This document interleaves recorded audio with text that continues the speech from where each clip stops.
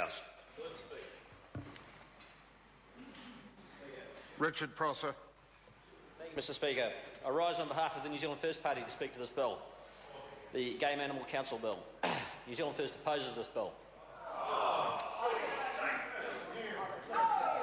We note, as Mr Robertson did, that this bill has come before the House solely in order to satisfy one part of the government's confidence and supply agreement with the United Future Party. New Zealand First does support responsible hunting. I am myself, in fact, a keen hunter, not so keen nowadays since entering this House, and in fact since the election campaign, which, as members will know, is time-consuming and doesn't allow one to roam the hills with a weapon, which is perhaps not a bad idea.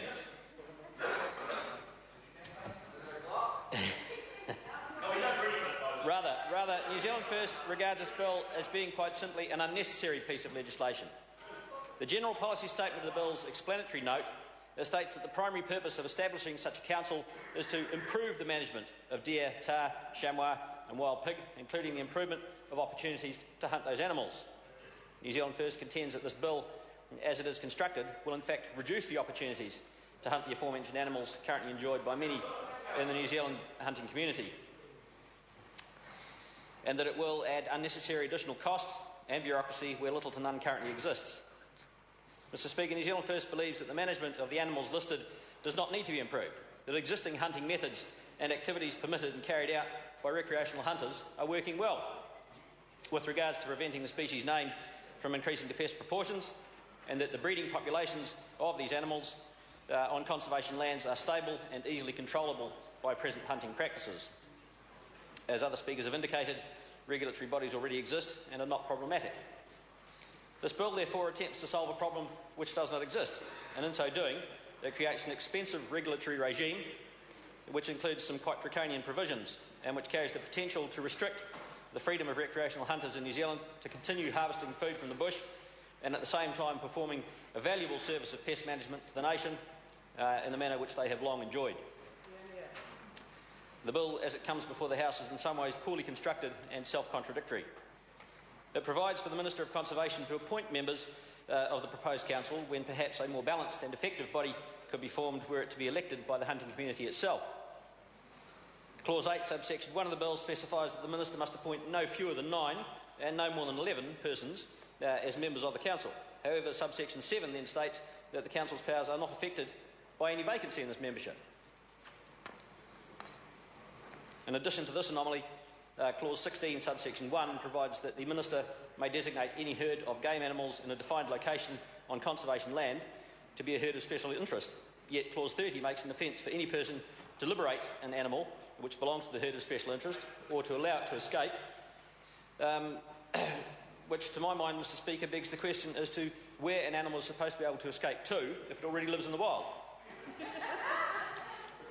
In addition to allowing the Minister to appoint the members of the Council, the bill provides for the Minister to delegate his or her powers to that Council and further stipulates that the members of the Council will not be personally liable for any act done or omitted, provided that such an act or omission is made in good faith.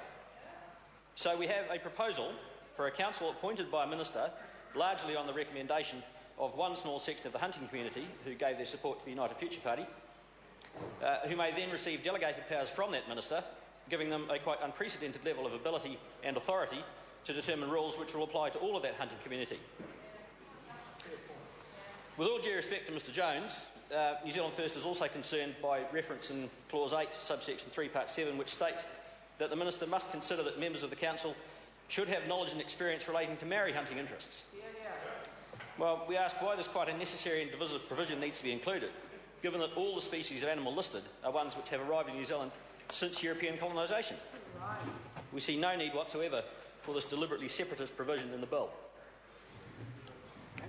No. Mr Speaker, New Zealand First notes that Clause 11 provides for the members of the Council to be remunerated for their services at a rate and a kind determined by the Minister without any further form of explanation or reference, which we consider to be unacceptable. Now, perhaps if this were to be paid by the trophy levies, it wouldn't be quite so bad. Otherwise, we consider that all government expenditure does need to be accountable. The bill provides for enforcement officers and honorary enforcement officers to be appointed, provided that the Director-General considers them to be a fit and proper person, but does not specify what qualities or qualifications any such person should possess. New Zealand First does not have any issue with police officers or other warranted officers of the state, such as fisheries officers, being appointed to such roles, but we do hold concerns around statutory powers being awarded to individuals who may not be trained and vetted in the exercise of such powers.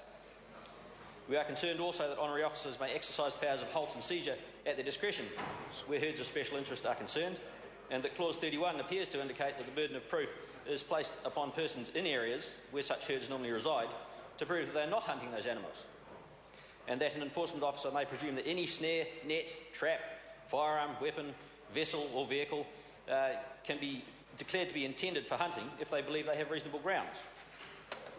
All in all, we see this bill as being unnecessary and an intrusion on the rights and freedoms of hunters, poorly constructed and potentially draconian, and contributing to increased costs for the hunting community at no advantage to the nation or indeed to the conservation estate.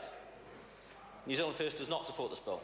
However, we accept that the House will pass it to Select Committee, and we look forward to opposing it there. Thank you. Mr. Speaker. Chris Ockenvoll. Thank you, Mr. Speaker. This is